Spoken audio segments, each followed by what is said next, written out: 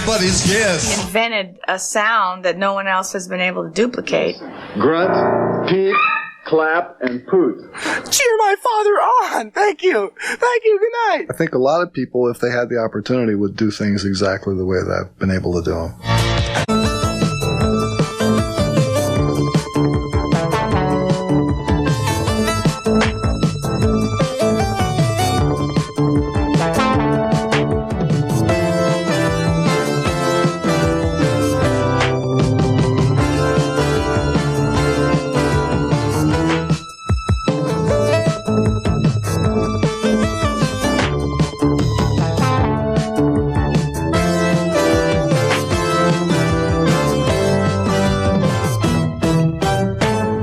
The stuff that I put onto a record or a CD is a reflection of who and what I am and what I'm interested in. So it's in phase with my personality. It's real stuff.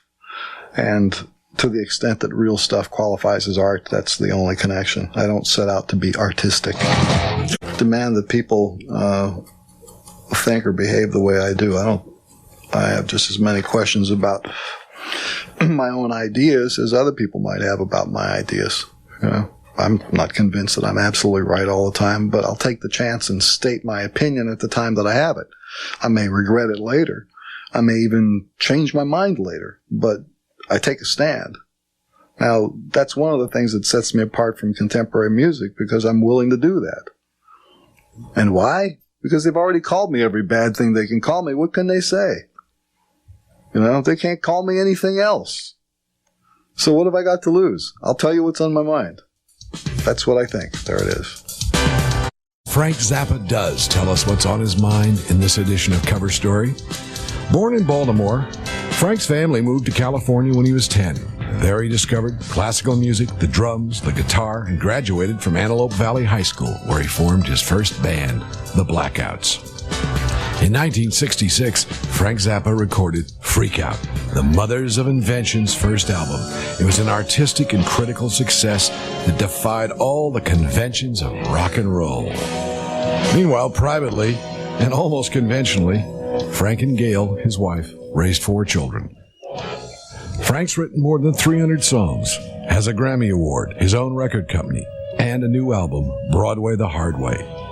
Today, Zappa speaks up loudly and often on many issues, including voter registration. If you're 18 years old and you have not registered to vote, go do it. So see what you... Playing the drums.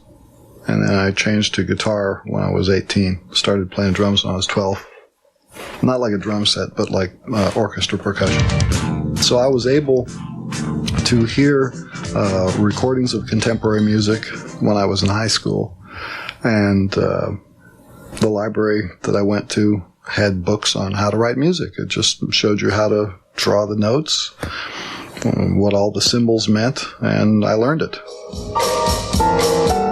A teenage band at this high school. If you can imagine a high school in the 50s with 2,500 students in it and no teenage band. Now we're talking about a business opportunity here.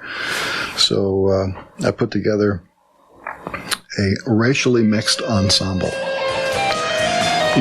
Saw a need for a certain type of music in a community that I thought might enjoy hearing something other than Elvis Presley for a minute, and started there. He was always rebelling when that's all I believed in. I mean, he was always going one step further and stretching your imagination to the breaking point. You know, we would have conversations and he would get things out of me that I didn't even know were festering in there. I would just come spewing out with all this.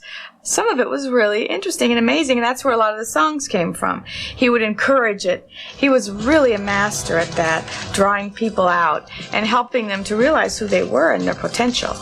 My Uncle Joe moved out here from Maryland to go into the restaurant business with my father when the thing flopped bad. And Uncle Joe wanted to move back to Maryland, and he had bought a Bel Air station wagon.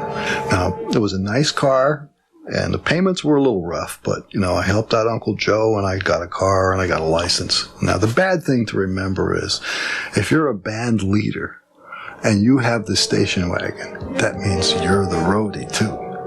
because you got the most room in the back of your car for the drums, the amplifier, So I learned the business from the ground up. I believe that every human being, to some degree, wants to express his or herself. They have feelings inside of them that they would like to share with somebody, if only they had a vehicle. Some people would do it by doing a painting, writing a poem, expressing themselves through dance, sports, whatever, but there's something in you that wants to come out, and it's not because you want to brag about it, but you say, this could be the best of who or what I am.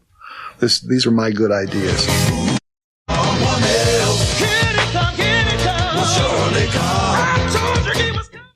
The reason my name is connected with rock and roll is that is the marketplace in which my material is sold and consumed. But if you take a look at rock and roll and what it means to most people, I'm not part of that. The type of stuff that I do, there is no other marketplace in which I could function. I can't earn a living in the serious music world. I mean, you know what kind of denizens they got in there. There's no market at all in the jazz world.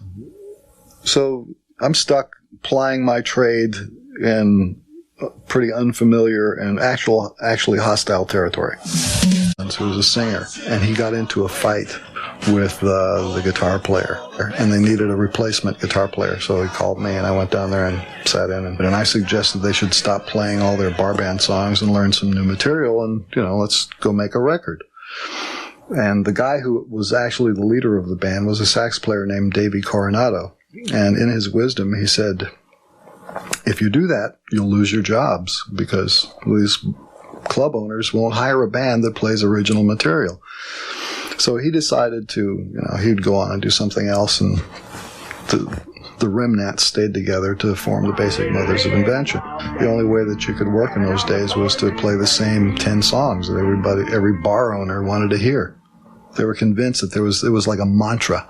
The minute you play Louie Louie, people will order beer. There was something about it. And they were convinced that anybody who deviated from that was interfering with commerce and should therefore be punished.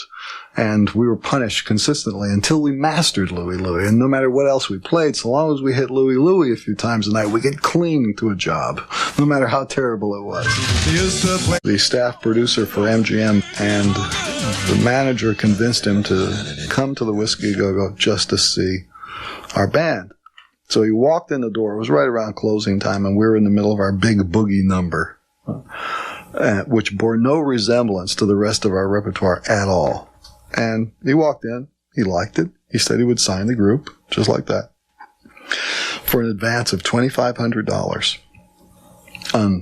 Unreal. $2,500? I mean, think about it. He leaves. He goes back to New York, and I think the next time I see him is on the day of the recording session. And we're scraping inside the piano and doing weird noises, and people are screaming, and I can see through the window that he's on the phone to New York going, it's not exactly a white blues band. I won't say that I tricked MGM into signing us because, a man made a snap decision, and I think he made the right decision. Well, I should say that Frank Zappa's music can be defined in two different ways. One is his mother of invention and that kind of music which is really advanced jazz, advanced rock and roll, but it's closer to jazz than to rock and roll.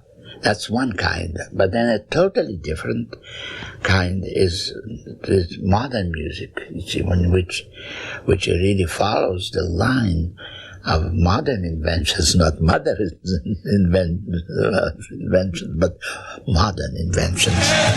They, got a little bit more familiar with the symbolism involved, and they knew that what we had to say related in some way to their lives. It's anything you want it to be. It's just, there's no name for it. It's Frank Zappa's music. It's not pop or hip or, it's jazz or rock. It's Frank Zappa's music. It's just his own genius, music. It's amazing. I'll tumble for you. They would rather opt for the normal security of being an artist connected with a record company and think that you get the regular check from the company and you do what they tell you to do, and they make you a star, and You get to do star stuff. They would like that better. I don't do that. First of all, you can't trust those guys. They'll make you a star this week, but next week they'll say, I don't like his hairdo anymore. Get him out of here.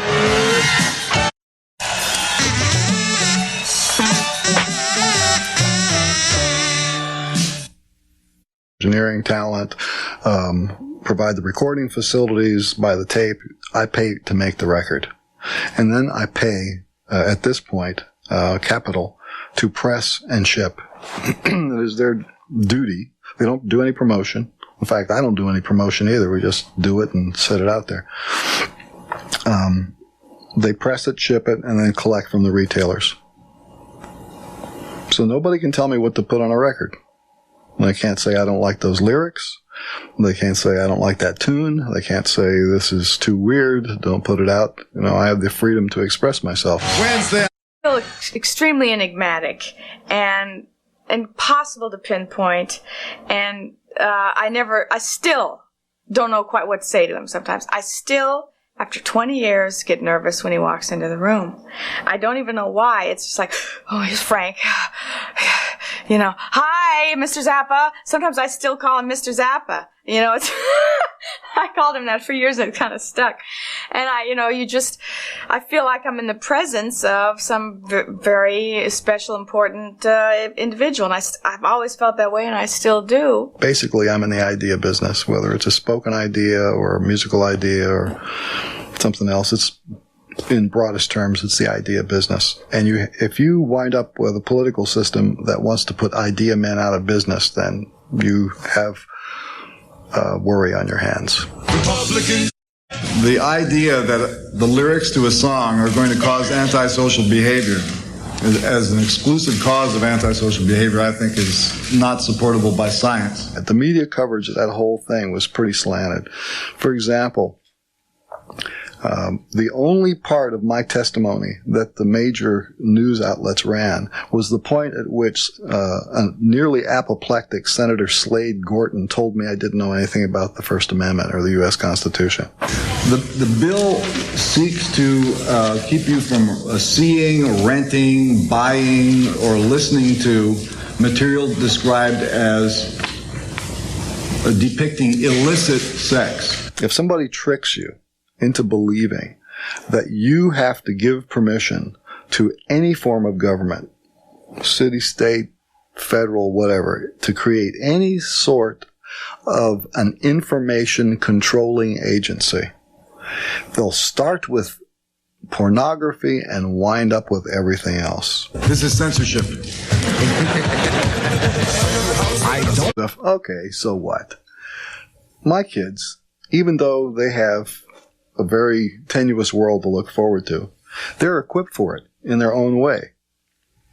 Because they were raised with some advantages, not just economic advantages, but other types of advantages that I didn't have. What makes my father unique is that if I was to go to someone else's house or home and see their father, they're if they're involved in music or something, they usually have their child, they don't allow them to speak freely or, say what's on their mind.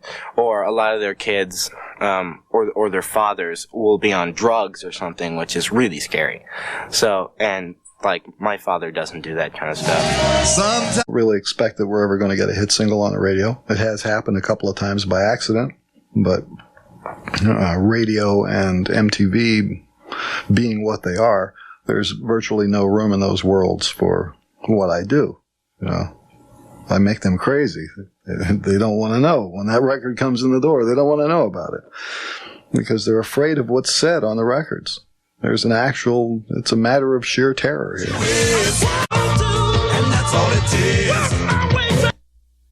If you could fix your life and you could go back and tweak all your mistakes, you might wind up with a perfect score, but you might not have had the same interesting life. I think that I've had, so far, pretty interesting life. I've got a chance to do a bunch of stuff that was right out there on the fringe of science. Things that, interesting. But the mistakes are part of it, and You can bang yourself in the head for saying or doing certain things in your life, but if you're honest about it, you'd have to say it's all part of the package.